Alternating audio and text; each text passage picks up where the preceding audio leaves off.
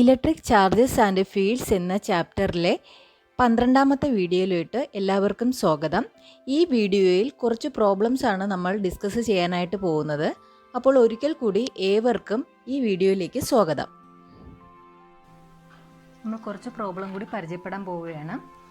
അതിൽ ആദ്യത്തെ ക്വസ്റ്റ്യൻ എന്ന് പറയുന്നത് an oil drop of 12 excess electron is held stationary under a constant electric field of 2.55 into 10 raised to 4 Newton per coulomb. The density of oil is 1.260 gram per centimeter cube. Estimate the radius of the drop. അപ്പോൾ ക്വസ്റ്റ്യനിൽ ഒരു charge തന്നിട്ടുണ്ട്, അതായത് ഒരു oil ഡ്രോപ്പിന് 12 excess electron ആണെന്നുള്ളത് തന്നിട്ടുണ്ട്. അപ്പോൾ ഒരു ചാർജ് എന്ന് പറയുന്നത് 12 എക്സസ് ഇലക്ട്രോൺ ആണെന്നുള്ളത് തന്നിട്ടുണ്ട്. അപ്പോൾ നമുക്ക് Q is equal to 12E എന്ന് എഴുതാം. 12E ഈയുടെ വാല്യൂ ഒക്കെ നമുക്ക് പിന്നാലെ സബ്സ്റ്റിറ്റ്യൂട്ട് ചെയ്യാം. ഇപ്പോൾ നമുക്ക് 12E എന്ന് എഴുതാം. ഈസ് ഹെൽഡ് സ്റ്റേഷനറി, അപ്പോൾ അത് റെസ്റ്റിലാണ്. Under a constant electric field of, അപ്പോൾ ഇലക്ട്രിക് ഫീൽഡ് തന്നിട്ടുണ്ട്, E തന്നിട്ടുണ്ട്. E equal to 2.55 into 10 raised to 4 Newton per coulomb. The density of oil, ഡെൻസിറ്റിയാണ് തന്നിരിക്കുന്നത്. Density of oil is 1.260 gram per centimetre ക്യൂബാണ്. അപ്പോൾ നമുക്കിതിനെ ഒന്ന് SI യൂണിറ്റിലോട്ട് മാറ്റേണ്ടതായിട്ടുണ്ട്. അപ്പോൾ SI യൂണിറ്റിലോട്ട് മാറ്റാനായിട്ട് ഗ്രാമിനെ കിലോഗ്രാം ആക്കുന്നതിന് നമ്മൾ എന്ത് ചെയ്യും? 10 raised to -3 കൊണ്ട് മൾട്ടിപ്ലൈ ചെയ്യണം അല്ലേ? ഗ്രാമിനെ കിലോഗ്രാം ആക്കാൻ വേണ്ടിയിട്ട് 10 raised to -3 കൊണ്ട് മൾട്ടിപ്ലൈ ചെയ്യണം. ഇനി സെൻറ്റിമീറ്ററിനെ മീറ്ററിലോട്ടാക്കാനോ? നമുക്കറിയാം 10 raised to -2 ആണല്ലേ സെൻറ്റിമീറ്ററിനെ മീറ്ററിലോട്ടാക്കാൻ. അവിടെ എന്തും കൂടെ ഉണ്ട്? ക്യൂബും കൂടെ ഉണ്ട്. അപ്പോൾ നമുക്ക് എന്ത് ചെയ്യാം? ഒരു ക്യൂബും കൂടെ ഇട്ട് കൊടുക്കാം. അപ്പോൾ 10 raised to -3 divided by 10 raised to -2 the whole cube. അങ്ങനെ വരുമ്പോൾ ഈ -2 × 3 നോക്കിയാൽ മതി. അപ്പോൾ 10 raised to -6 വരും അല്ലേ താഴെ. ഇതെന്ത് ചെയ്യും? മോളിൽ പോവും. മോളിൽ പോകുമ്പോൾ നമുക്ക് ഇങ്ങോട്ട് എഴുതാം. 10 raised to -3 അവിടെ ഉണ്ട്. അതുപോലെ 10 raised to -6 മോളിൽ പോകുമ്പോൾ 10 raised to +6 ആവും അല്ലേ? അപ്പോൾ മൊത്തത്തിൽ ചെയ്യുമ്പോൾ 10 raised to -3യും +6ഉം ചെയ്യുമ്പോൾ കിട്ടുന്നത് 10 ക്യൂബ് എന്ന് കിട്ടും. അപ്പോൾ ഇതിനെ കിലോഗ്രാം പെർ മീറ്റർ ക്യൂബിലാക്കാൻ 10 ക്യൂബ് കൊണ്ട് മൾട്ടിപ്ലൈ ചെയ്താൽ മതി. ഓക്കെ, എന്താണ് ചെയ്തത്? ഗ്രാമിനെ കിലോഗ്രാമിലാക്കാൻ നമ്മൾ 10 raised to -3 കൊണ്ട് മൾട്ടിപ്ലൈ ചെയ്തു. സെൻറ്റിമീറ്ററിനെ മീറ്ററാക്കാൻ 10 raised to -2 ആണ്, ഹോൾ ക്യൂബ് കൊടുത്തു. അത് ചെയ്ത് വന്നപ്പോൾ 10 ക്യൂബ് എന്ന് കിട്ടി. അപ്പോൾ ഇതിനെ കിലോഗ്രാം പെർ മീറ്റർ ക്യൂബ് ആക്കാൻ ഈ വാല്യൂവിനെ 1.260 എന്ന് പറയുന്ന വാല്യൂവിനെ 10 ക്യൂബ് കൊണ്ട് മൾട്ടിപ്ലൈ ചെയ്താൽ നമുക്ക് ഈ ക്വാണ്ടിറ്റി കിലോഗ്രാം പെർ മീറ്റർ ക്യൂബിൽ കിട്ടും. അപ്പോൾ ഇത്രയും ഓക്കെ ആണല്ലോ. ഇത് ഇത്രയും നമ്മുടെ ക്വസ്റ്റ്യനിൽ തന്നിട്ടുള്ള കാര്യങ്ങളാണ്. അപ്പോൾ നമുക്ക് കൺസിഡർ ചെയ്യാം. ഇപ്പോൾ ഇവിടെ ഒരു ഓയിൽ ഡ്രോപ്പ് ഒരു കോൺസ്റ്റൻ്റ് ഇലക്ട്രിക് ഫീൽഡിൽ വച്ചപ്പോൾ അത് സ്റ്റേഷനറി ആയിട്ട് ഇരിക്കുന്നു എന്നാണ് ക്വസ്റ്റ്യനിൽ പറഞ്ഞിരിക്കുന്നത്, അതായത് റെസ്റ്റിലിരിക്കുന്നു. അപ്പോൾ അങ്ങനെ ഒരു സിറ്റുവേഷൻ നമുക്ക് നോക്കാം. ഇവിടെ ഒരു നെഗറ്റീവ് പ്ലേറ്റ് ഉണ്ട്, അതായത് ഇലക്ട്രിക് ഫീൽഡ് തരുന്ന ഒരു നെഗറ്റീവ് പ്ലേറ്റ് ഉണ്ട്. ഇതൊരു നെഗറ്റീവ് പ്ലേറ്റാണ്.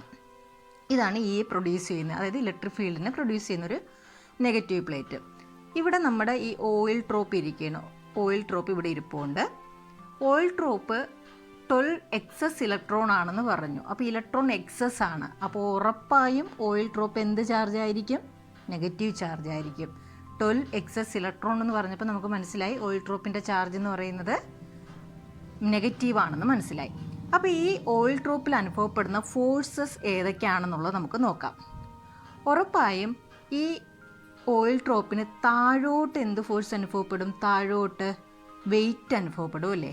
വെയിറ്റിന് നമുക്ക് എങ്ങനെ നോക്കാം? M × G, അതായത് മാസ് ഇൻറ്റു ഗ്രാവിറ്റി അല്ലേ? അപ്പോൾ ഈ ഓയിൽ ഡ്രോപ്പിന് താഴോട്ട് ഒരു mg എന്ന് പറയുന്നൊരു വെയിറ്റ് അനുഭവപ്പെടുക, എക്സ്പീരിയൻസ് ചെയ്യും അല്ലേ? ഇനി നോക്കൂ, ഓയിൽ ഡ്രോപ്പ് നെഗറ്റീവാണ്, ഇവിടുത്തെ നെഗറ്റീവ് പ്ലേറ്റും നെഗറ്റീവാണ്. ഉറപ്പായും ഈ ഒരു ഡയറക്ഷനിൽ അതിനൊരു ഇലക്ട്രോസ്റ്റാറ്റിക് ഫോഴ്സ്, അതായത് റിപ്പൽഷനാണ്, ഇലക്ട്രോസ്റ്റാറ്റിക് ഫോഴ്സും ഉണ്ടാവും. നമ്മൾ ഇലക്ട്രോസ്റ്റാറ്റിക് ഫോഴ്സിന് നമ്മൾ F = QE എന്ന് പറയുന്ന ഒരു ഫോർമുല പഠിച്ചിട്ടുണ്ട്. അപ്പോൾ നമുക്ക് പറയാം ഈ മുകളിലോട്ട് അനുഭവപ്പെടുന്നത് എന്ത് ഫോഴ്സാണ്? QE ആണെന്ന് പറയാം. ഒരു ഫോഴ്സ് അനുഭവപ്പെടുന്നു, അതായത് ഇലക്ട്രോസ്റ്റാറ്റിക് ഫോഴ്സ് അനുഭവപ്പെടുന്നു, അത് QE ആണെന്ന് പറയാം. അപ്പോൾ ഈ രണ്ട് ഫോഴ്സുകളും ഈക്വലാണ്, ഓപ്പോസിറ്റാണ്. അതുകൊണ്ട് തന്നെ ഇവിടെ ഓയിൽ ഡ്രോപ്പ് എന്താവും? സ്റ്റേഷനറി ആവും, റെസ്റ്റ് സ്റ്റേജിലാവും. അപ്പോൾ ഒരു ഓയിൽ ഡ്രോപ്പ് സ്റ്റേഷനറി ആണെന്ന് പറയുമ്പോൾ നമുക്ക് ഇങ്ങനെ ഒരു എക്സാമ്പിൾ കൺസിഡർ ചെയ്യാം അല്ലേ. ഒരു നെഗറ്റീവ് പ്ലേറ്റ് വെച്ചപ്പോൾ ഇവിടെയുള്ള ഈ നെഗറ്റീവ് ചാർജുള്ള ഈ ഓയിൽ ഡ്രോപ്പിന് മുകളിലോട്ടൊരു ഇലക്ട്രോസ്റ്റാറ്റിക് ഫോഴ്സായ QE ഉണ്ടായി. അതുപോലെ താഴോട്ട് ഈ ഓയിൽ ഡ്രോപ്പിന് എന്തുണ്ടായി? mg ഉണ്ടായി. അപ്പോൾ നമുക്കറിയാം ഈ mg എന്ന് പറയുന്നത് ഏതിന് ഈക്വൽ ആണെന്ന് പറയാം? ഈ QEക്ക് ഈക്വൽ ആണെന്ന് പറയാം. കോൺസെപ്റ്റ് ക്ലിയർ ആയില്ലേ? കാരണം ഓയിൽ ഡ്രോപ്പിന് താഴോട്ട് mg എന്ന് പറയുന്ന ഫോഴ്സ് ഉണ്ട്. അതേ ഈക്വൽ ആൻഡ് ഓപ്പോസിറ്റ് ആയിട്ട് എന്തുണ്ട്? ഈ ഒരു ഇലക്ട്രോസ്റ്റാറ്റിക് ഫോഴ്സ് മുകളിലോട്ടുണ്ടല്ലേ. അതായത് QE എന്ന് പറയുന്ന ഫോഴ്സ് മുകളിലോട്ടുണ്ട്. അതുകൊണ്ട് നമുക്ക് mg ഈക്വൽ ടു QE എന്ന് എഴുതാം. അപ്പം നമ്മൾ നേരത്തെ പറഞ്ഞാൽ ഒരു നെഗറ്റീവ് പ്ലേറ്റ് എടുത്തത് എന്തുകൊണ്ടാണെന്ന് ഇപ്പോൾ മനസ്സിലായല്ലോ. കാരണം ഓയിൽ ഡ്രോപ്പ് സ്റ്റേഷനറി എന്ന് പറഞ്ഞുകൊണ്ടാണ്. സ്റ്റേഷനറി എന്ന് പറയണമെങ്കിൽ അങ്ങോട്ടും താഴോട്ടും മുകളിലോട്ടും ഉള്ള ഫോഴ്സ് ഈക്വൽ ആയാൽ മാത്രമേ ആ ഒരു ഡ്രോപ്പ് സ്റ്റേഷനറി അല്ലെങ്കിൽ റെസ്റ്റ് സ്റ്റേജിൽ ആവുകയുള്ളൂ. അപ്പോൾ ഒരു നെഗറ്റീവ് പ്ലേറ്റ് എന്ന് പറയുന്നത് നമ്മൾ കൺസിഡർ ചെയ്താൽ മാത്രമേ ഈ നെഗറ്റീവ് ചാർജുള്ള ഓയിൽ ഡ്രോപ്പിന് മുകളിലോട്ട് ഒരു ഇലക്ട്രോസ്റ്റാറ്റിക് ഫോഴ്സ് ഉണ്ടാവുകയുള്ളൂ. അതുകൊണ്ടാണ് നമ്മൾ നേരത്തെ ഒരു നെഗറ്റീവ് പ്ലേറ്റിൻ്റെ ഒരു എക്സാമ്പിൾ പറഞ്ഞത്. ഓക്കെ, അപ്പോൾ നമുക്ക് മനസ്സിലായി mg ഈക്വൽ ടു QE എന്ന് മനസ്സിലായി. ഓക്കെ, ഇതിനകത്ത് നമുക്ക് തന്നിട്ടുള്ളതെന്ന് പറയുന്നത്, ഈ ഡേറ്റാസിൽ തന്നിട്ടുള്ളതെന്ന് പറയുന്നത് m തന്നിട്ടില്ല അല്ലേ. മാസ് എങ്ങും തന്നിട്ടില്ല, ഓയിൽ ഡ്രോപ്പിൻ്റെ മാസ് എങ്ങും തന്നിട്ടില്ല. പകരം ഡെൻസിറ്റി തന്നിട്ടുണ്ട് അല്ലേ. നമുക്കറിയാം ഡെൻസിറ്റി എന്ന് പറയുന്നത്, ഡെൻസിറ്റി റോ എന്ന് പറയുന്നത് മാസ് ഡിവൈഡഡ് ബൈ വോളിയം ആണ്. ഓക്കെ, അല്ലെങ്കിൽ നമുക്ക് മാസിനെ നമുക്ക് എന്ത് എഴുതാം? വോളിയം ഇൻറ്റു ഡെൻസിറ്റി എന്ന് എഴുതാം. ഓക്കെ അല്ലേ. അപ്പോൾ നമുക്ക് ഡെൻസിറ്റി മാത്രമേ പ്രോബ്ലത്തിൽ തന്നിട്ടുള്ളൂ. അപ്പോൾ നമുക്ക് എന്ത് എഴുതാം? മാസിനെ വോളിയം ഇൻറ്റു ഡെൻസിറ്റി എന്ന് എഴുതാം. ഓക്കെ, അപ്പോൾ നമുക്ക് ഈ ഇക്വേഷൻ ഒന്നും കൂടെ മാറ്റി എഴുതാം. m മാറ്റിയിട്ട് നമുക്ക് എന്ത് എഴുതാം? Volume into density into g equal to QE എന്ന് എഴുതാം. ഇത്രയും ക്ലിയർ അല്ലേ? കാരണം ഈ എമ്മിന് പകരം നമ്മൾ v into volume into density എന്ന് കൊടുത്തു. ഓക്കെ, ഇനി ഈ ഓയിൽ ഡ്രോപ്പ് എന്ന് പറയുന്നത് ഒരു സ്ഫെറിക്കൽ ഡ്രോപ്പാണല്ലേ. നമുക്കറിയാം ഒരു സ്ഫിയറിൻ്റെ വോളിയം എന്ന് പറയുന്നത് 4/3 πr³ ആണ്. നമ്മൾ പഠിച്ചിട്ടുണ്ട്. ഒരു സ്ഫിയറിൻ്റെ വോളിയം കണ്ടുപിടിക്കുന്നത് എങ്ങനെയാണ്? 4/3 πr³ ആണ്. അപ്പോൾ വിക്ക് പകരം നമുക്ക് എന്ത് കൊടുക്കാം? 4/3 πr³ എന്ന് കൊടുക്കാം. ഓക്കെ, ബാക്കിയെല്ലാം അതുപോലെയുണ്ട്. എല്ലാ ഡേറ്റയും ഉണ്ടോ എന്ന് നോക്കുക. 4/3 ന്യൂമറിക്കലാണ്, വാല്യൂ ഉണ്ട്. പൈ എന്ന് പറഞ്ഞാൽ 3.14 ആണ്. r³ റേഡിയസ് ആണ് നമുക്ക് കണ്ടുപിടിക്കേണ്ടത്. റോ എന്ന് പറയുന്ന ഡെൻസിറ്റി ക്വസ്റ്റ്യനിൽ തന്നിട്ടുണ്ട്. ജി എന്ന് പറയുന്നത് 9.8 എന്ന് തന്നിട്ടുണ്ട്. ക്യൂ എന്ന് പറയുന്നത് 12E എന്ന് തന്നിട്ടുണ്ട്. ഇയുടെ വാല്യൂവും തന്നിട്ടുണ്ട്. ക്യാപിറ്റൽ ഇ അതായത് ഇലക്ട്രിക് ഫീൽഡിൻ്റെ വാല്യൂവും തന്നിട്ടുണ്ട്. അപ്പോൾ നമുക്ക് ജസ്റ്റ് ഈ വാല്യൂസ് എല്ലാം കൂടി സബ്സ്റ്റിറ്റ്യൂട്ട് ചെയ്താൽ മതി. നമ്മൾ വാല്യൂസ് എല്ലാം കൂടി സബ്സ്റ്റിറ്റ്യൂട്ട് ചെയ്തിട്ട് നമുക്ക് r³ ഇതിൽ നിന്ന് നമുക്ക് എഴുതാം. ആദ്യം r³ എഴുതാം. r³ equal to E into 12E into 3 divided by rho g 4π. ഒന്നുമില്ല, ഈ r³ മാത്രം ഇവിടെ നിർത്തിയിട്ട് ബാലൻസ് ഉള്ള എല്ലാത്തിനെയും എന്ത് ചെയ്യുന്നു? ഇങ്ങോട്ട് കൊണ്ടുപോകുന്നു. ഓക്കെ അല്ലേ? ഇത് ബാലൻസ് ഉള്ള എല്ലാത്തിനെയും അങ്ങോട്ട് കൊണ്ടുപോയതാണ്. ഇവിടെ QE എന്ന് തന്നെ അങ്ങ് ഇടാം. അപ്പോൾ കൺഫ്യൂഷൻ വരില്ല ആണല്ലോ. r³ ഇവിടെ നിന്നിട്ട് QE into 3 divided by rho g ഉണ്ട്, പിന്നെ 4π ഉണ്ട്. ഓക്കെ, ഇതിൽ നമുക്കൊന്ന് വാല്യൂ ഇട്ട് കൊടുത്തതിന് ശേഷം നമുക്ക് ആറിൻ്റെ വാല്യൂസ് കണ്ടുപിടിക്കാം.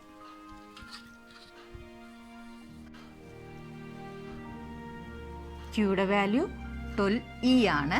12 ഇയുടെ വാല്യൂ ഇട്ട് കൊടുക്കണം. ഇയുടെ വാല്യൂ 1.6 ഇൻറ്റു 10⁻⁻⁹ അതായി. ഇപ്പോൾ ക്യൂവിൻ്റെ വാല്യൂ നമ്മൾ ഇട്ടു. ഇയുടെ വാല്യൂ ഇവിടെ കിടപ്പുണ്ട് 2.55 ഇൻറ്റു 10⁻⁴. പിന്നെ ഇൻറ്റു 3 ഉണ്ട്. ഇൻറ്റു 3 അതുപോലെ എഴുതുന്നു. ഡിവൈഡഡ് ബൈ റോയുടെ വാല്യൂ ഇവിടെ ഉണ്ട് 1.260 ഇൻറ്റു 10³ ഓക്കെ. റോയുടെ വാല്യൂ എഴുതി. ജിയുടെ വാല്യൂ തന്നിട്ടുണ്ട് 9.8 എന്ന് തന്നിട്ടുണ്ട്. 4 അതുപോലെ എഴുതുന്നു. പൈയുടെ വാല്യൂ 3.14. ഇത് എത്രയും കൂടി ചെയ്യുമ്പോൾ നിങ്ങൾക്ക് കിട്ടുന്ന വാല്യൂ എന്ന് പറയുന്നത് 946.09 ഇൻറ്റു 10⁻⁻21. ഓക്കെ, ഈ ഒരു വാല്യൂ നിങ്ങൾ കാൽക്കുലേറ്ററിൽ കറക്റ്റ് ആണോ എന്നുള്ളത് നോക്കുക. ഇത് R³ വാല്യൂ ആണ്. R³ നമുക്ക് ഈ ഒരു വാല്യൂ കിട്ടിയത്. ഇനി ഇതിൻ്റെ ക്യൂബിക് റൂട്ട് എടുക്കുമ്പോൾ R വാല്യൂ കിട്ടും. നമുക്ക് എടുക്കാം.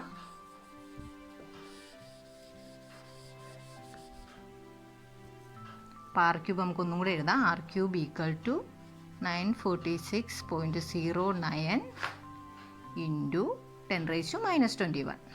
ഓക്കെ, ഇനി നമുക്ക് ആറിൻ്റെ വാല്യൂ, ആറിൻ്റെ റേഡിയസ് ആണ് കണ്ടുപിടിക്കേണ്ടത്. റേഡിയസ് ആറിൻ്റെ വാല്യൂ എഴുതാം. ആറിൻ്റെ വാല്യൂ എഴുതാം. നമുക്കൊരു ക്യൂബിക് റൂട്ട് എടുത്താൽ മതി. 946.09 ഇൻറ്റു 10⁻⁻21. നിങ്ങൾ കാൽക്കുലേറ്റർ ചെയ്ത് നോക്കുക. ഇതിൻ്റെ ആൻസർ 9.82 ഇൻറ്റു 10⁻⁻7 മീറ്റർ ആണ്. 9.82 ഇൻറ്റു 10⁻⁻7 മീറ്റർ ആണ്. അപ്പോൾ റേഡിയസ് ഓഫ് ദ ഡ്രോപ്പ് കിട്ടി 9.82 ഇൻറ്റു 10⁻⁻7 മീറ്റർ. അപ്പോൾ നമ്മൾ ചെയ്ത കാര്യം നമുക്കറിയാം, സ്റ്റേഷനറി ആണെന്ന് പറഞ്ഞുകൊണ്ട് നമുക്ക് മനസ്സിലായി എം ജിയും അതുപോലെ മുകളിലോട്ട് വന്ന ഇലക്ട്രോസ്റ്റാറ്റിക് ഫോഴ്സായ QE ഈക്വൽ ആണെന്ന് എഴുതി. എന്നിട്ട് നമുക്ക് മാസ് നമ്മുടെ ക്വസ്റ്റ്യനിൽ തരാത്തതുകൊണ്ട് നമുക്ക് മാസിൻ്റെ നമുക്കറിയാം വോളിയം ഇൻറ്റു റോ ആണെന്ന് മനസ്സിലായി. അങ്ങനെ നമ്മൾ സബ്സ്റ്റിറ്റ്യൂട്ട് ചെയ്തു. സ്ഫെറിക്കൽ ഡ്രോപ്പ് ആയതുകൊണ്ട് നമ്മൾ വോളിയത്തിന് പകരം എന്ത് കൊടുത്തു? 4/3 πr³ എന്ന് കൊടുത്തു. ബാക്കിയെല്ലാം അതുപോലെ തന്നെ. എന്നിട്ട് നമ്മൾ അതിൽ നിന്ന് R³ കണ്ടെത്തി, അതിൽ നിന്ന് R എഴുതി. ഇത്രയും സ്റ്റെപ്പാണ് നമ്മളിതിൽ ചെയ്തത്. ഓക്കെ, അടുത്ത ക്വസ്റ്റ്യൻ ആണ്. 4 charges are placed at the corners of a square of side D as in figure. Find the net force on the charge at corner C. അപ്പോൾ ഒരു സ്ക്വയറിൻ്റെ 4 ചുറ്റിനും എന്തുണ്ട്? ഓരോ ചാർജ് ഇരിപ്പുണ്ട് അല്ലേ? അപ്പോൾ അതാണ് നമ്മുടെ ഫിഗറിൽ കാണിച്ചിരിക്കുന്നത്. A എന്ന് പറയുന്ന കോർണറിൽ +Q, B എന്ന് പറയുന്നതിൽ +Q, C എന്ന് പറയുന്നതിൽ -Q ആണ്, D എന്ന് പറയുന്ന കോർണറിൽ +Q. ഇതിൻ്റെ സ്ക്വയറിൻ്റെ സൈഡ് D എന്ന് തന്നിട്ടുണ്ട്. D ആണെങ്കിൽ എല്ലാ സൈഡും സ്ക്വയർ ആയതുകൊണ്ട് എല്ലാ സൈഡും അതിൻ്റെ ഡിസ്റ്റൻസ് എന്ന് പറയുന്നത് D ആയിരിക്കും. ഓക്കെ, ഇനി നമുക്ക് കണ്ടുപിടിക്കേണ്ടത് C എന്ന് പറയുന്ന കോർണറിൽ അവിടെ ഇരിക്കുന്ന ചാർജിന് അനുഭവപ്പെടുന്ന നെറ്റ് ഫോഴ്സാണ് നമുക്ക് കണ്ടുപിടിക്കേണ്ടത്. നെറ്റ് ഫോഴ്സാണ് നമുക്ക് കണ്ടുപിടിക്കേണ്ടത്. അപ്പോൾ ഈ ഒരു C എന്ന് പറയുന്ന കോർണറിൽ ഏതൊക്കെ ചാർജൊക്കെ വരാം? ബിയിലിരിക്കുന്ന ചാർജ് കാരണം ഫോഴ്സ് വരാം, അതുപോലെ എയിലിരിക്കുന്ന ചാർജ് കാരണം ഫോഴ്സ് വരാം, ഡിയിലിരിക്കുന്ന ചാർജ് കാരണം ഫോഴ്സ് വരാം അല്ലേ? ഈ സി ഒഴിച്ചു ബാക്കി അതിന് ചുറ്റും ഇരിക്കുന്ന 3 ചാർജ് കാരണവും ഇതിന് ഫോഴ്സ് വരാം. അതെല്ലാം കൂടെ കൂട്ടുകയാണെങ്കിൽ, വെക്റ്റർ സം എടുക്കുകയാണെങ്കിൽ നമുക്ക് എന്ത് കിട്ടും? ഈ ഒരു C എന്ന് പറയുന്ന കോർണറിൽ കിട്ടുന്ന നെറ്റ് ഫോഴ്സ് നമുക്ക് കണ്ടുപിടിക്കാനായിട്ട് പറ്റും. അപ്പോൾ നമുക്ക് ഓരോ ഫോഴ്സും എങ്ങനെയാണെന്നുള്ളതെന്നൊക്കെ നമുക്കൊന്ന് നോക്കാം. ആദ്യം നമുക്ക് ബിയിലിരിക്കുന്ന ചാർജ് കാരണം സിയിൽ ഉണ്ടാകുന്ന ഫോഴ്സിൻ്റെ ഡയറക്ഷൻ വരയ്ക്കാം. അപ്പോൾ നമുക്ക് നോക്കാം. ബിയിലുള്ളത് ഒരു പോസിറ്റീവ് ചാർജാണ് അല്ലേ, +Q ചാർജാണ്. അതുപോലെ സിയിലിരിക്കുന്നത് -Q ചാർജാണ്. അപ്പോൾ നമുക്ക് മനസ്സിലായി ഓപ്പോസിറ്റ് ചാർജാണ്. അപ്പോൾ ഇവിടെ റിപ്പൽഷൻ അല്ല, അട്രാക്ഷനാണ്. അതുകൊണ്ട് നമുക്ക് അതിൻ്റെ ഡയറക്ഷൻ വരയ്ക്കാം. ഡയറക്ഷൻ ഇങ്ങോട്ട് വരച്ചു. ഓക്കെ, അതിന് നമുക്ക് FB എന്ന് കൊടുക്കാം. ബി കാരണമുള്ള ഫോഴ്സ് ആയതുകൊണ്ട് FB എന്ന് കൊടുത്തു. ബിയിലിരിക്കുന്ന ചാർജ് കാരണമുള്ള ഫോഴ്സ് ആയതുകൊണ്ട് FB എന്ന് കൊടുത്തു. ഇനി ഡിയിലിരിക്കുന്ന ചാർജ് കാരണം സിയിലുണ്ടാവുന്ന ഫോഴ്സ് എങ്ങനെയാണെന്നുള്ളത് നോക്കാം. ഡിയിലിരിക്കുന്നത് ഒരു പോസിറ്റീവ് ചാർജാണ്, എന്നാൽ സിയിലിരിക്കുന്നത് നെഗറ്റീവ് ചാർജാണ്. നമ്മൾ നേരത്തെ കണ്ടതുപോലെ തന്നെ എന്താണ്? അട്രാക്ഷനാണ്. അതുകൊണ്ട് അതിൻ്റെ ഡയറക്ഷൻ നമ്മൾ വരയ്ക്കാൻ പോവുകയാണ്. FD എന്ന് കൊടുക്കാം. ഡിയിലിരിക്കുന്ന ചാർജ് കാരണമുള്ള ഫോഴ്സ് ആയതുകൊണ്ട് FD എന്ന് കൊടുത്തു. ഓക്കെ, ഇനി നോക്കാം. ഇനി എ എന്ന് പറയുന്ന ചാർജ് കാരണവും എന്തുണ്ടാവാം? ഒരു ഫോഴ്സ് ഉണ്ടാവാം അല്ലേ? അപ്പോൾ എ ഇരിക്കുന്ന ചാർജ് പോസിറ്റീവ് ചാർജാണ്, എന്നാൽ സിയിലിരിക്കുന്നത് നെഗറ്റീവ് ചാർജാണ്. ഉറപ്പായും എന്തായിരിക്കും? അട്രാക്റ്റീവ് ഫോഴ്സാണ്. അത് നമുക്ക് വരയ്ക്കാം. അപ്പോൾ അതിൻ്റെ ഡയറക്ഷൻ ഏത് ഡയറക്ഷനിൽ കൂടെയാണെന്ന് വരയ്ക്കുകയാണ്. ഡയഗണലാണ് അല്ലേ? ഡയഗണലാണ്. അതിൻ്റെ അട്രാക്റ്റീവ് ഫോഴ്സാണ്. എ മൂലം ഉള്ളതായതുകൊണ്ട് നമുക്ക് FA എന്ന് കൊടുക്കാം. ഓക്കെ, നമ്മൾ നേരത്തെ സ്ക്വയറിൻ്റെ സൈഡ് D ആണെന്ന് പറഞ്ഞു. അപ്പോൾ നമുക്കറിയാം ഒരു സ്ക്വയറിൻ്റെ സൈഡ് D ആണെങ്കിൽ അതിൻ്റെ ഡയഗണലിൻ്റെ നീളമെന്ന് പറയുന്നത് √2 ഇൻറ്റു സൈഡാണ്. √2 ഇൻറ്റു സൈഡാണ് അതിൻ്റെ ഡയഗണലിൻ്റെ നീളം എന്ന് പറയുന്നത്. അപ്പോൾ നമുക്കറിയാം ഈ ഡയഗണലിൻ്റെ നീളം എന്ന് പറയുന്നത് √2 ഇൻറ്റു D. അത് നമുക്കവിടെ എഴുതിയിട്ടേക്കാം, √2 ഇൻറ്റു D. ഓക്കെ, അപ്പോൾ ഈ ഫിഗർ നോക്കുമ്പോൾ തന്നെ മനസ്സിലായി ഈ FB നോക്കൂ, FBയും FDയും. ഈ FBയും FDയും നമുക്ക് കാണുമ്പോഴേ ഡയറക്ഷൻ കാണുമ്പോഴേ അറിയാം ഈക്വലാണ്, ഓപ്പോസിറ്റാണ് അല്ലേ. അപ്പോൾ FB ആൻഡ് FD എന്ന് പറയുന്നത് ഈക്വലാണ്, ഓപ്പോസിറ്റാണ്. ഈക്വൽ ആൻഡ് ഓപ്പോസിറ്റാണ് അല്ലേ, ഓപ്പോസിറ്റ് ഫോഴ്സാണ് ആണേ. അങ്ങനെയാണെങ്കിൽ നമുക്ക് എന്ത് എഴുതാം? FB ഈക്വൽ ടു FD എന്ന് എഴുതാം. അതായത് ബിയിൽ നിന്നുണ്ടാകുന്ന ഫോഴ്സ് ഈക്വൽ ടു ഡിയിൽ നിന്നുണ്ടാകുന്ന ഫോഴ്സ് എന്ന് നമുക്ക് എഴുതാം. നമുക്കതിൻ്റെ ഇക്വേഷനും കൂടെ എഴുതാം. നമുക്കറിയാം K ഇൻറ്റു ഇരിക്കുന്ന ചാർജിൻ്റെ പ്രോഡക്റ്റ് അല്ലേ. ചാർജിൻ്റെ പ്രോഡക്റ്റ് എന്ന് പറയുമ്പോൾ എന്താണ്? നമ്മൾ മാഗ്നിറ്റ്യൂഡ് മാത്രമേ എടുക്കുള്ളൂ, സൈൻ ഒന്നും എടുക്കൂല. അതുകൊണ്ട് നമുക്കറിയാം Q into Q square. Distance എന്ന് പറയുന്നത് D ആണ്, അതുകൊണ്ട് അതിൻ്റെ സ്ക്വയർ. ഇത് തന്നെ ആയിരിക്കും FB എന്ന് പറയുന്നത് FDA എന്ന് പറയുന്നത്. കാരണം ഈക്വലാണ്, ഓപ്പോസിറ്റാണ്. നോക്കൂ, FD എടുത്ത് നോക്കുകയാണെങ്കിൽ നോക്കൂ, K ഇൻറ്റു ഇതിൻ്റെ ഫോഴ്സ് നമ്മൾ കൂളംസ് ലാ വെച്ച് എഴുതുകയാണെങ്കിൽ നോക്കൂ, ഫോഴ്സ് എന്ന് പറഞ്ഞാൽ K ഇൻറ്റു Q സ്ക്വയർ ബൈ ഡിസ്റ്റൻസ് എത്രയാണ്? D ആണ്, ബൈ D സ്ക്വയർ. അപ്പോൾ രണ്ടിൻ്റെയും മാഗ്നിറ്റ്യൂഡ് എന്ന് പറയുന്നത് ഈക്വലാണ്. അപ്പോൾ FBയും FDയും ഒരേ വാല്യൂ ആയതുകൊണ്ട് നമുക്കതിനെ കോമൺ ആയിട്ട് F എന്ന് കൊടുക്കാം അല്ലേ. ഒരേ വാല്യൂ ആയതുകൊണ്ട് നമുക്ക് കോമൺ ആയിട്ട് F എന്ന് മാത്രം കൊടുക്കാം.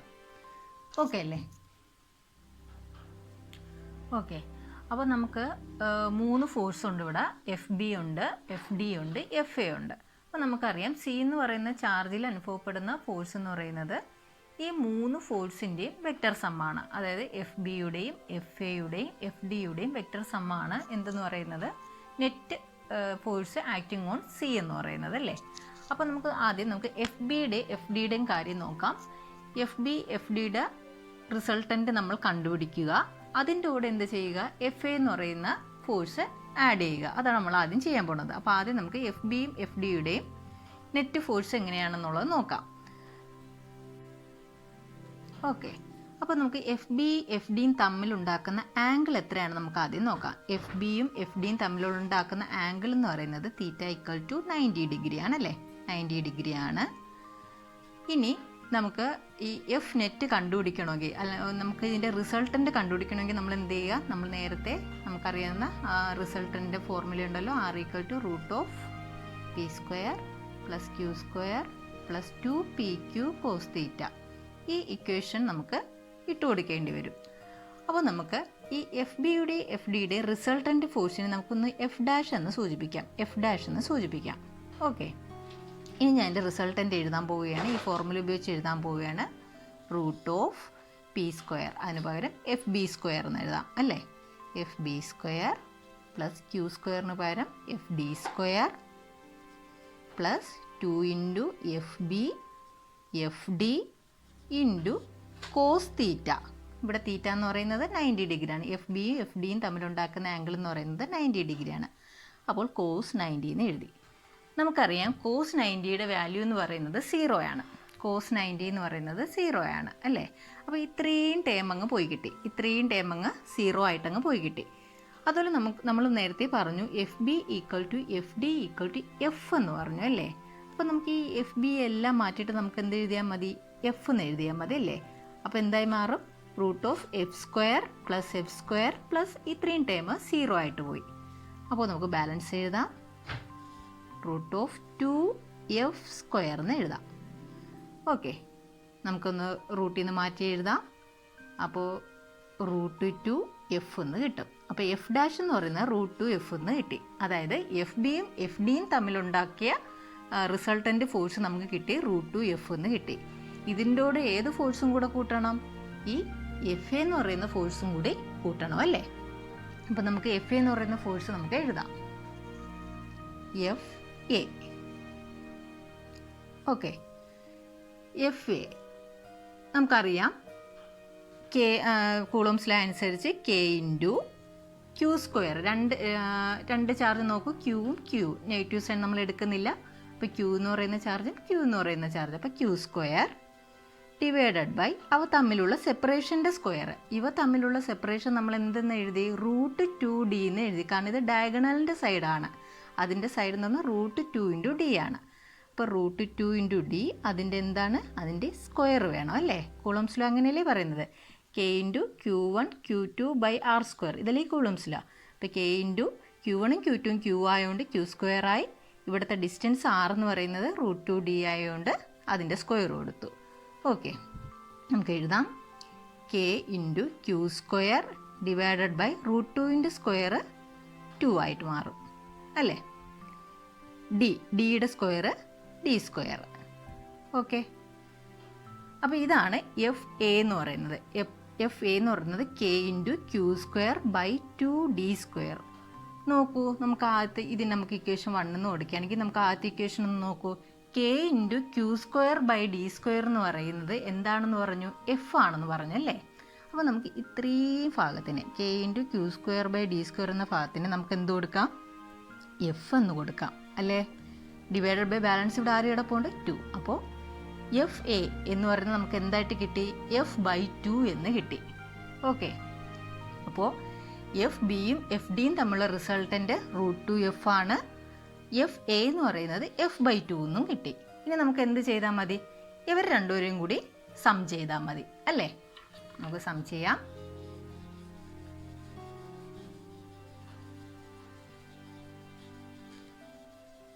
അപ്പോൾ നമ്മൾ F നെറ്റ് എഴുതാൻ പോവുകയാണ്.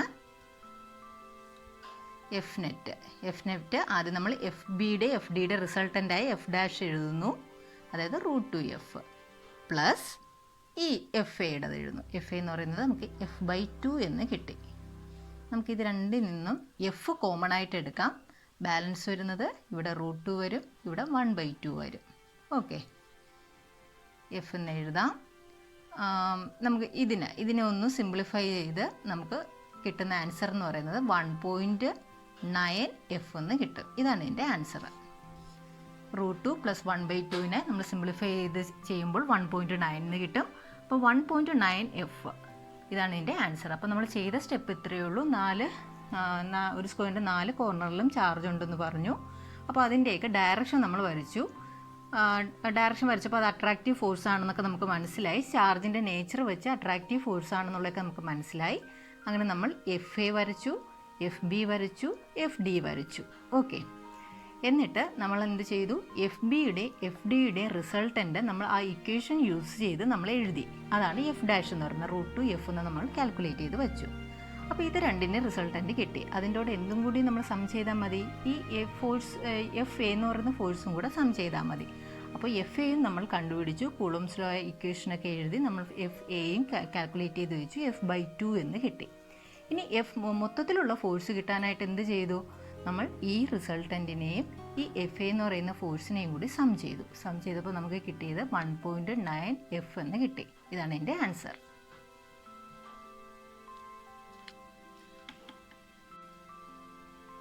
മൂന്നാമത്തെ ക്വസ്റ്റ്യൻ ആണ്.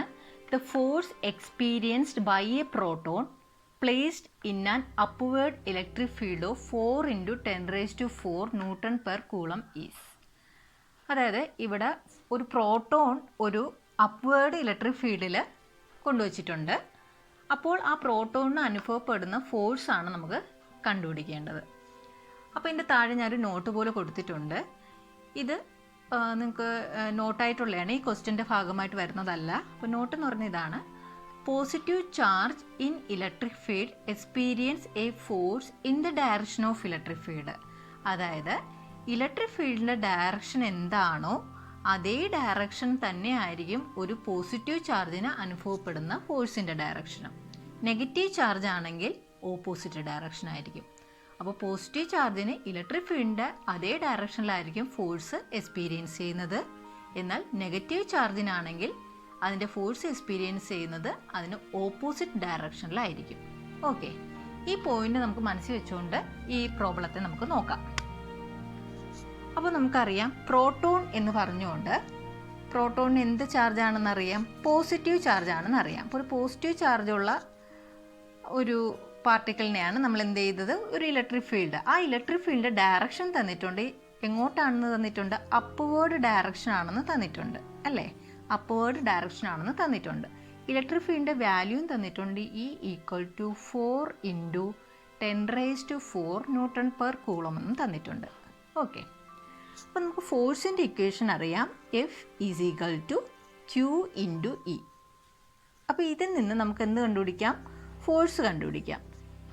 ഇനി ഈ പ്രോട്ടോണിൽ അനുഭവപ്പെടുന്ന ഫോഴ്സിൻ്റെ ഡയറക്ഷൻ എങ്ങോട്ടാണെന്ന് ചോദിച്ചാൽ നമുക്ക് എന്ത് പറയാം, നമ്മൾ ഈ നോട്ട് നോക്കൂ. പോസിറ്റീവ് ചാർജിന് എപ്പോഴും ഏതിൻ്റെ ഡയറക്ഷനിലായിരിക്കും അതിൻ്റെ ഫോഴ്സ് എക്സ്പീരിയൻസ് ചെയ്യുന്നത്, ഇലക്ട്രിക് ഫീൽഡ് ഡയറക്ഷൻ്റെ അതേ ഡയറക്ഷനിലായിരിക്കും ഫോഴ്സ് എക്സ്പീരിയൻസ് ചെയ്യുന്നത്. അപ്പോൾ പ്രോട്ടോൺ എന്ന് പറയുന്നൊരു പോസിറ്റീവ് ചാർജാണ്. അപ്പോൾ ഇവിടുത്തെ ഇലക്ട്രിക് ഫീൽഡിൻ്റെ ഡയറക്ഷൻ എന്ന് പറയുന്നത് അപ്വേർഡാണ്. അതുകൊണ്ട് ഈ പ്രോട്ടോണിന് അനുഭവപ്പെടുന്ന ഫോഴ്സിൻ്റെ ഡയറക്ഷൻ എന്ന് പറയുന്നത് അപ്വേർഡ് ഡയറക്ഷൻ തന്നെ ആയിരിക്കും. അപ്വേർഡ് ഡയറക്ഷൻ തന്നെ ആയിരിക്കും ഈ പ്രോട്ടോണിൻ്റെ ഫോഴ്സിൻ്റെ ഡയറക്ഷനും. ഇനി നമുക്ക് അതിൻ്റെ വാല്യൂ കണ്ടുപിടിച്ചാൽ മതി. അപ്പോൾ F = Q × E. Q എന്ന് പറയുന്നത് പ്രോട്ടോൺ ആണെന്ന് ക്വസ്റ്റ്യനിൽ തന്നിട്ടുണ്ട്. അപ്പോൾ നമുക്കറിയാം +1.6 × 10⁻⁻19 കൂളം നമ്മൾ പഠിച്ചിട്ടുണ്ടല്ലേ.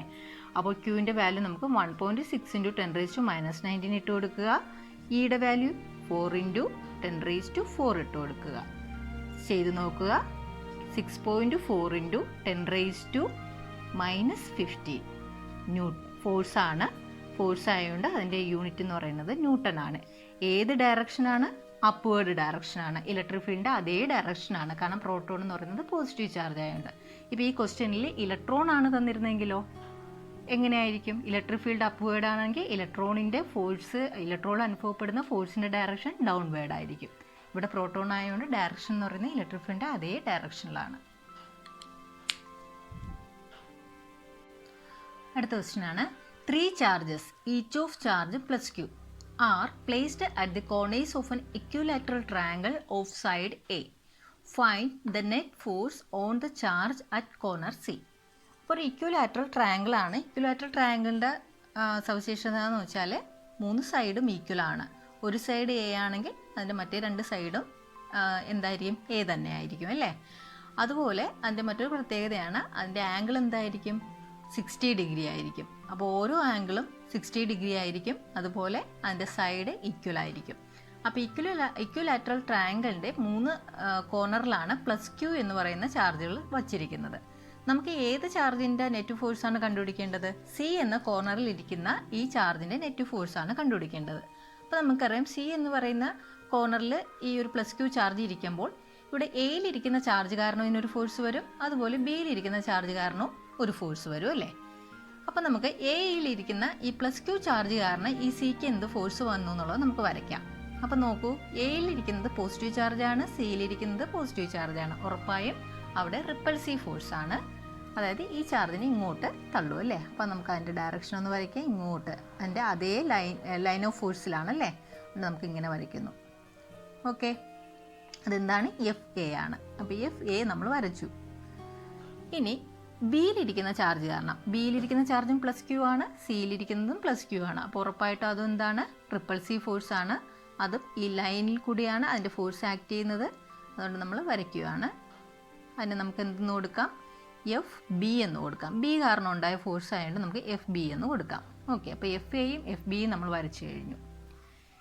ഇനി നോക്കൂ, നമുക്കറിയാം ഇവിടുത്തെ ഈ ആംഗിൾ 60 ആണെങ്കിൽ ഉറപ്പായും ഈ ആംഗിൾ എന്ത് തന്നെയായിരിക്കും, 60 ഡിഗ്രി ആയിരിക്കും അല്ലേ. അപ്പോൾ ഇക്വലാറ്ററൽ ട്രയാങ്കിളിൻ്റെ ഈ ആംഗിൾ 60 ഡിഗ്രിയാണ് നമുക്കറിയാം. അതുകൊണ്ട് ഈ ഒരു ആംഗിൾ എന്ന് പറയുന്നത് എന്തായിരിക്കും, 60 ഡിഗ്രി ആയിരിക്കും. ഓക്കെ, അപ്പോൾ 2 വെക്ടറുണ്ട്, FA എന്ന് പറയുന്നത് FB എന്ന് പറയുന്ന വെക്ടറുണ്ട്, തീറ്റ എന്ന് പറയുന്നത് 60 ഡിഗ്രി ആണ്. അപ്പോൾ അതിൻ്റെ നെറ്റ് എന്ന് പറയുന്നത് എന്താണ്, ഒരു പാരലോഗ്രാം കംപ്ലീറ്റ് ചെയ്തിട്ട് അതിൻ്റെ ഡയഗണലായിരിക്കും അതിൻ്റെ നെറ്റ് എന്ന് പറയുന്നത്. അപ്പോൾ അത് കണ്ടുപിടിക്കാനുള്ള ഫോർമുല നമുക്കറിയാം. F നെറ്റ് എഴുതുകയാണ്. കണ്ടുപിടിക്കാനുള്ള ഫോർമുല എന്ന് പറയുന്നത് √, നമുക്ക് ആദ്യം ഫോർമുല ഇവിടെ എഴുതാം. റിസൾട്ടൻ്റ് എന്ന് പറയുന്നത് √P² + Q² + 2PQ cos θ. Okay, നമുക്ക് പിക്ക് പകരം FA ആണ്, FA², Qന് പകരം FB² + 2PQ. അപ്പോൾ 2FA FB into cos 60. Okay, cos 60യുടെ വാല്യൂ എന്ന് പറയുന്നത് 1/2 ആണ്. കോസ് 60യുടെ വാല്യൂ എന്ന് പറയുന്നത് 1/2 ആണ്. അപ്പോൾ നമുക്ക് വേണമെങ്കിൽ ഈ കോസ് 60ക്ക് പകരം എന്ത് കൊടുക്കാം? 1/2 എന്ന് കൊടുക്കാം. ഈ 2ഉം ക്യാൻസലായി പോവും. ഓക്കെ, ഇത്രയും കാര്യങ്ങൾ അറിയാമല്ലോ. അപ്പോൾ ബാലൻസ് കിട്ടുന്നത് ഇതാണ് അല്ലേ, FA² + FB² + FB എന്ന് കിട്ടി. ഇനി നമുക്ക് ഓരോന്നായിട്ട് എഴുതാം. FA എത്രയാണ്, FB എത്രയാണെന്നുള്ളത് എഴുതാം. FA എഴുതുകയാണ്, നമുക്ക് നോക്കാം. FA ഇത് എഴുതുകയാണ് അല്ലേ. അപ്പോൾ ഈ A എന്ന് പറയുന്നതും സിയിലിരിക്കുന്ന ചാർജും തമ്മിലുള്ള കൂളംസ് ഫോഴ്സ് ഓഫ് അട്രാക്ഷനാണ് എഴുതേണ്ടത്. അപ്പോൾ നമുക്കറിയാം K ഇൻറ്റു രണ്ട് ചാർജിൻ്റെയും പ്രോഡക്റ്റ്, ഇവിടെ ഇരിക്കുന്ന Q, ഇവിടെ ഇരിക്കുന്ന Q, അതുകൊണ്ട് Q². അപ്പോൾ തമ്മിലുള്ള ഡിസ്റ്റൻസ് എന്ന് പറയുന്നത് A ആണ്. അപ്പോൾ അതിൻ്റെ സ്ക്വയർ കൊടുക്കുക, A². അപ്പോൾ FA നമുക്ക് കിട്ടി. ഇനി നമുക്ക് FB എഴുതാം. FB എന്ന് പറയുമ്പോൾ +Q, ഈ +Q സെയിം തന്നെയാണ് അല്ലേ. K ഇൻറ്റു Qയും Q ആയതുകൊണ്ട് Q², A ആയതുകൊണ്ട് A². അപ്പോൾ രണ്ടും നമുക്ക് നോക്കിയപ്പോൾ മനസ്സിലായി എന്താണ്, FA = FB ആണെന്ന് മനസ്സിലായി. അപ്പോൾ നമുക്ക് കോമൺ ആയിട്ട് നമുക്ക് എന്ത് എഴുതാം? FA = FB = F എന്ന് എഴുതാം. ഓക്കെ, അങ്ങനെയാണെങ്കിൽ നമുക്ക് ഈ ഇക്വേഷൻ നമുക്ക് മോഡിഫൈ ചെയ്യാം അല്ലേ. ഈ ഇക്വേഷൻ 1 നമുക്ക് മോഡിഫൈ ചെയ്യാം.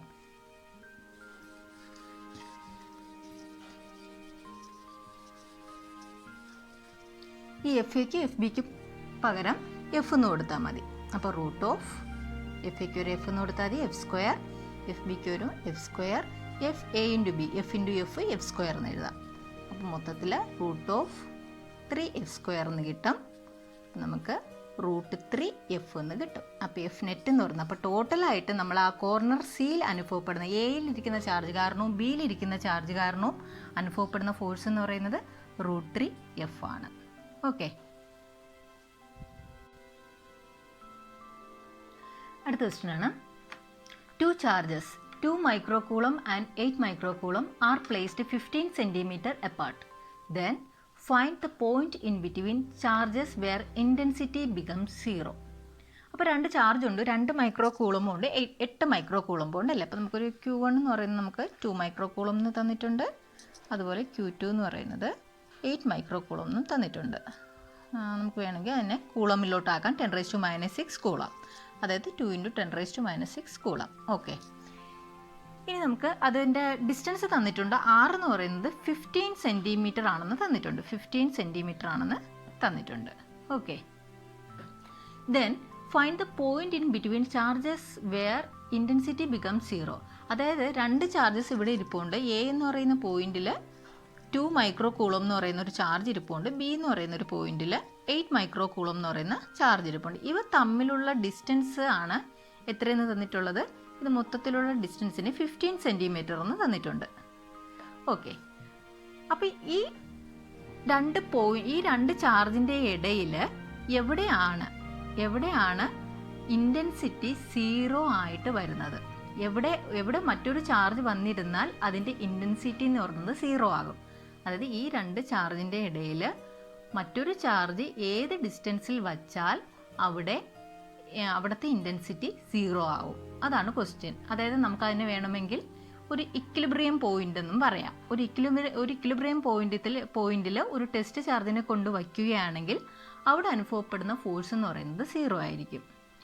ഓക്കെ, അപ്പോൾ ഈ =0 ആവുന്ന ആ ഒരു ഡിസ്റ്റൻസ്, ആ ഒരു അകലത്തിനെയാണ് നമുക്ക് കണ്ടുപിടിക്കേണ്ടി വരുന്നത്. അപ്പോൾ ഈ ഒരു ഇൻറ്റൻസിറ്റി, ഒരു ടെസ്റ്റ് ചാർജ് കൊണ്ട് വയ്ക്കുമ്പോൾ ഇൻറ്റൻസിറ്റി 0 ആവണമെങ്കിൽ ഈ A കാരണം ഉണ്ടായ ഇലക്ട്രിക് ഫീൽഡ് ഇൻറ്റൻസിറ്റിയും B കാരണം ഉണ്ടായ ഇലക്ട്രിക് ഫീൽഡ് ഇൻറ്റൻസിറ്റി ഈക്വൽ ആയാൽ മാത്രമേ അവിടെ എന്ത് പറ്റുള്ളൂ, ഈ 0 ആയിട്ട് വരുള്ളൂ അല്ലേ. അങ്ങനെയാണെങ്കിൽ നമുക്ക് EA എഴുതാം, EB എഴുതാം, രണ്ടിനെയും കൂടി ഇക്വേറ്റ് ചെയ്യാം. ഓക്കെ, ഇപ്പോൾ ഞാൻ കൺസിഡർ ചെയ്യാണ്, ഞാൻ എൻ്റെ ടെസ്റ്റ് ചാർജിനെ, അത് ടെസ്റ്റ് ചാർജ് എന്ന് പറയുന്നത് ഒരു പോസിറ്റീവ് ചാർജാണ്. പോസിറ്റീവ് ചാർജിനെ ഇവിടെ ഒരു X ഡിസ്റ്റൻസ് അകലത്തിൽ കൊണ്ടുവയ്ക്കുന്നു. പോസിറ്റീവ് ടെസ്റ്റ് ചാർജിനെ എത്ര ഡിസ്റ്റൻസ് അകലത്തിൽ കൊണ്ടുവയ്ക്കുന്നു? എയിൽ നിന്നും X ഡിസ്റ്റൻസ് അകലത്തിൽ കൊണ്ടുവയ്ക്കുന്നു. അപ്പോൾ ബാലൻസ് ഡിസ്റ്റൻസ് എത്രയായിരിക്കും? ഈ ടെസ്റ്റ് ചാർജും ബിയും തമ്മിലുള്ള ഡിസ്റ്റൻസ് എന്ന് പറയുന്നത് മൊത്തത്തിൽ 15 ആണ്. അപ്പോൾ 15 - X. ഓക്കെ, അപ്പോൾ നമുക്ക് കണ്ടുപിടിക്കേണ്ടത് ഇൻറ്റൻസിറ്റി 0 ആയിട്ടുള്ള പോയിൻ്റാണ് എത്ര അകലത്തിൽ വെച്ചാലാണ് ഇൻറ്റൻസിറ്റി 0 ആവുന്നതെന്നാണ് കണ്ടുപിടിക്കേണ്ടത്. അപ്പോൾ ഇൻറ്റൻസിറ്റി കണ്ടുപിടിക്കാൻ നമുക്കൊരു ടെസ്റ്റ് ചാർജിനെ കൊണ്ടുവയ്ക്കണം. ഒരു പോയിന്റിലുള്ള ഇൻറ്റൻസിറ്റി കണ്ടുപിടിക്കാൻ നമുക്കൊരു ടെസ്റ്റ് ചാർജിനെ കൊണ്ടുവയ്ക്കണം. നമ്മളത് പഠിച്ചു. അപ്പോൾ എ എന്ന് പറയുന്ന പോയിന്റിൽ നിന്നും എക്സ് അകലത്തിലാണ് ഈ ടെസ്റ്റ് ചാർജ് ഇരിക്കുന്നതെന്ന് നമ്മൾ പരിഗണിക്കുന്നു. അപ്പോൾ ബി എന്ന് പറയുന്ന ചാർജിൽ നിന്നും എത്ര അകലത്തിലാണ് ഇതിരിക്കുന്നത്? മൊത്തത്തിലുള്ള ഡിസ്റ്റൻസ് 15 ആയതുകൊണ്ട് 15 - എക്സ് ഡിസ്റ്റൻസിലാണ് ഇരിക്കുന്നതെന്ന് നമുക്കറിയാം. ഇനി നമുക്ക് ഇതിൽ നിന്നും ഇ എ എഴുതാം. അതായത് എ എന്ന പോയിന്റിൽ ഉള്ള ഇലക്ട്രിക് ഫീൽഡ് ഇൻറ്റൻസിറ്റി നമുക്ക് എഴുതാം. ഇ എ എഴുതാം. ഇ എന്ന് പറയുന്നത് കെ ഇൻറ്റു ഇവിടുത്തെ ചാർജ് എത്രയാണ്? 2 × 10⁻⁻6 അല്ലേ, divided by r square. R square എന്ന് പറയുന്നത് എക്സ് സ്ക്വയർ. അതായത് നമുക്കറിയാം ഇയുടെ ഫോർമുല എന്ന് പറഞ്ഞാൽ k into q divided by r square. ഈ ഇക്വേഷനാണ് നമ്മൾ ഇട്ട് കൊടുത്തിരിക്കുന്നത്. ഇവിടെ കെ എഴുതി, ഇവിടെ ക്യൂവിൻ്റെ സ്ഥാനത്താണ് 2 × 10⁻⁻6 എഴുതിയിരിക്കുന്നത്, ആറിൻ്റെ സ്ഥാനത്താണ് ഈ എക്സ് എഴുതിയിരിക്കുന്നത്. അപ്പോൾ ഓക്കെ അല്ലേ? അപ്പോൾ E A equal to k into 2 × 10⁻⁻6 divided by x square. Okay, ഇനി നമുക്ക് ഇ ബി എഴുതാം.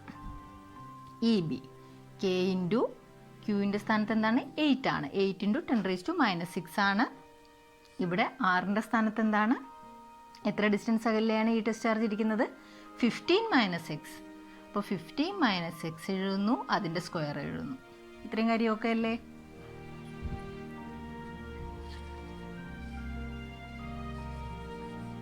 ഇനി നമുക്ക് ആ ഇക്വിലിബ്രിയം പോയിന്റ് അല്ലെങ്കിൽ ഇൻറ്റൻസിറ്റി 0 ആവുന്ന പോയിന്റാണ് നമുക്ക് കണ്ടുപിടിക്കേണ്ടത്. അതിനുവേണ്ടി നമ്മൾ E A equal to E B എന്ന് പറയുന്ന കണ്ടീഷൻ ഉപയോഗിക്കുന്നു. അപ്പോൾ നമുക്ക് ഇത് രണ്ടിനെ നമുക്ക് എന്ത് ചെയ്യാം? ഇക്വേറ്റ് ചെയ്യാം. അപ്പോൾ k into 2 × 10⁻⁻6 divided by x square equal to k into 8 × 10⁻⁻6 divided by 15 - x the whole square. ഇത് രണ്ടിനെ ഇക്വേറ്റ് ചെയ്യുന്നു. ഇനി നോക്കൂ, ഏതൊക്കെ ക്യാൻസൽ ചെയ്ത് പോകുന്നു നോക്കാം. രണ്ട് സൈഡിലും കെ ഉണ്ട്, കെ രണ്ടും ക്യാൻസലായിപ്പോയി. ഓക്കെ, ഇനി 10⁻⁻6 അതും രണ്ട് സൈഡിലുണ്ട്, ക്യാൻസലായി. 2ഉം 8ഉം കൂടെ നമുക്ക് ക്യാൻസലാക്കിയിട്ട് ഇവിടെ 4 എന്ന് എഴുതാം. ഓക്കെ, അപ്പോൾ ബാലൻസ് വരുന്നതെന്ന് വെച്ചാൽ ഈ സൈഡിൽ 1/x² ബാലൻസ് വരും, ഈ സൈഡിൽ വരുന്നതെന്ന് വെച്ചാൽ 4 ഡിവൈഡഡ് ബൈ 15 - എക്സ് സ്ക്വയർ വരും. നമുക്ക് ഈ രണ്ട് സൈഡിലും നമുക്ക് സ്ക്വയർ റൂട്ട് എടുക്കാം. രണ്ട് സൈഡിലും നമ്മൾ സ്ക്വയർ റൂട്ട് എടുക്കാൻ പോവുകയാണ്. അപ്പോൾ ഈ സൈഡിൽ സ്ക്വയർ റൂട്ട് എടുക്കുമ്പോൾ 1/x എന്ന് കിട്ടും. ഈ സൈഡിൽ സ്ക്വയർ റൂട്ട് എടുക്കുമ്പോൾ 2ൻ്റെ സ്ക്വയർ റൂട്ട് എന്ന് പറയുന്നത് 4ൻ്റെ സ്ക്വയർ റൂട്ട് എന്ന് പറയുന്നത് 2, 15 - എക്സ് ദ ഹോൾ സ്ക്വയറിൻ്റെ സ്ക്വയർ റൂട്ട് 15 - എക്സ്. ഇത്രയും ആയി. ഇനി നമുക്ക് ക്രോസ് മൾട്ടിപ്ലൈ ചെയ്യാം. ഇതിനെങ്ങോട്ടും ഇതിനെങ്ങോട്ടും. അതായത് 15 - X equal to 2x. Okay, അപ്പോൾ 15 - എക്സ് ഈക്വൽ ടു 2x എന്ന് കിട്ടി. അപ്പോൾ നമുക്ക് ഈ എക്സിന് അപ്പുറത്ത് കൊണ്ടുപോകാം. 15 equal to 2x + x. 15 equal to 3x.